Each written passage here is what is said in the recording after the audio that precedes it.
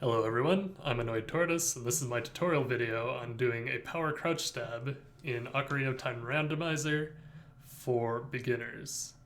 So to do a power crouch stab, what you need is a weapon, like a Kokiri sword, a Master Sword, a Big Goron sword, a Megaton hammer, or in this case, we'll be using the Deku stick, and you need a shield that you can hold in front of you, like the Deku shield here.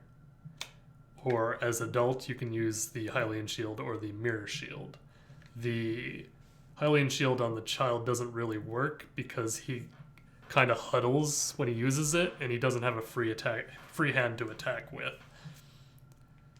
So to do the power crouch stab, what you need to do is just hold your shield in front of you by pressing R and holding it down, and then you just attack with your weapon. So if you have a sword, that's likely on your B button. If it's the Megaton hammer or the stick, it's going to be on whatever C button you set it to. So it looks like this again. Hold R, attack. If you don't have a weapon out, it looks like this.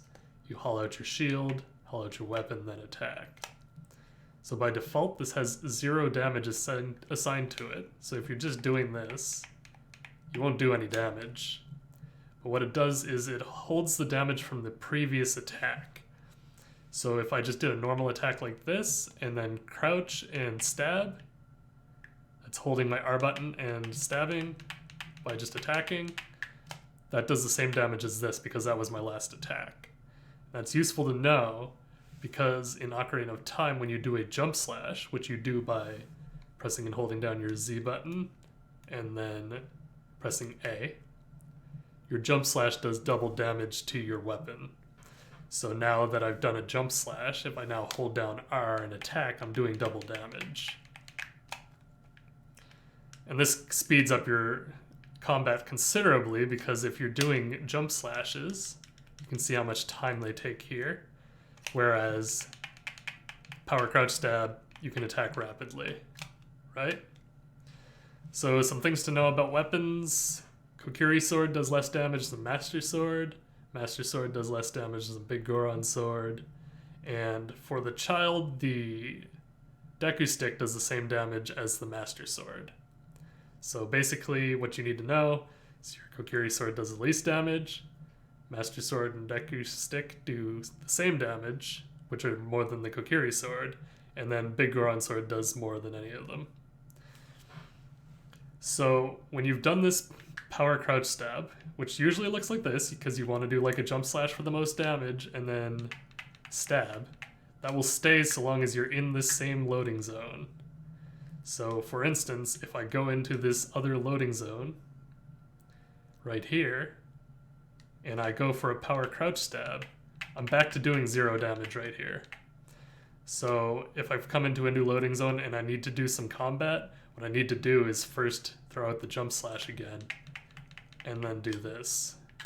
Once again, it's holding your R button and attacking. We go to a new loading zone, same thing repeats. You'd have to do it again. You don't have to do it every time that you go into a new loading zone, just when you're looking to do combat, basically, is when it will come up. And you can always do this in like standard seeds because the adult starts with the Master Sword, and you have access to the Hylian Shield through the shop. The Market Bazaar as a child will give you the Hylian Shield, and the Bazaar gets moved to Kakariko Village, but it also sells you the Hylian Shield. And as a child, you can buy your Deku Shield here in the Kokiri shop, as well as your Deku sticks for 10 rupees. And you also have the ability to buy Deku sticks at the Market Bazaar as a child. So you always have them available to you. Now, I just wanted to cover a common mistake, especially when you're using a controller with top-sided buttons as opposed to like the Nintendo 64 controller, which keeps your Z button on the very back.